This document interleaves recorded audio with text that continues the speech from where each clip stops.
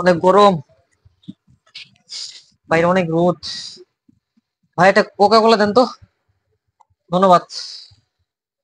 খেয়ে নিট। এই বেটা, তুই এগুলো কি করছিস? তুই কি আমার বন্ধু না? তোর সাথে আজকে থেকে আমার সম্পর্ক শেষ, যা। কি হয়েছে ভাই? তুই এটা কি কাজ করলি? কোকা কোলা খাচ্ছি, যে গরম পড়েছে। কেন কোকা কোলা খেলে কি সমস্যা? এটি একটি ইসরায়েলি পণ্য। এই কোকের লভ্যাংশ দেয় হয় মুসলিম নিধনের কাছে। তাই এই কোক পান করা মানে পরোক্ষভাবে তাদেরকে সাহায্য করা, যা একজন মুসলিমের জন্য আল্লাহ। কিছুতেই কাম্য নয়। ও, সত্যি এগুলো? তুমি কি জানো না, এই কোকের প্রতিটা ফোঁটায় ফিলিস্তিনি নিষ্পাপ শিশুদের রক্ত মিশে আছে? ও মাই গড।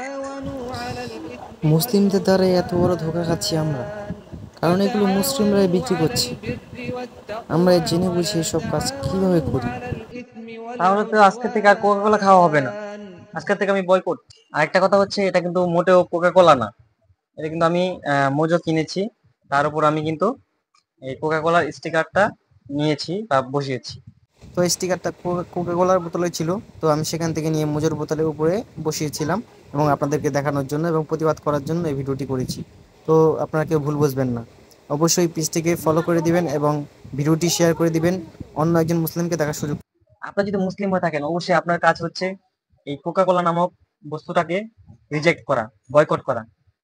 এটা দিয়ে আমাদের হাজারো মুসলিম শিশু, মা বোনদেরকে হত্যা করা হচ্ছে এই টাকা দিয়ে, এটার পয়সা দিয়ে।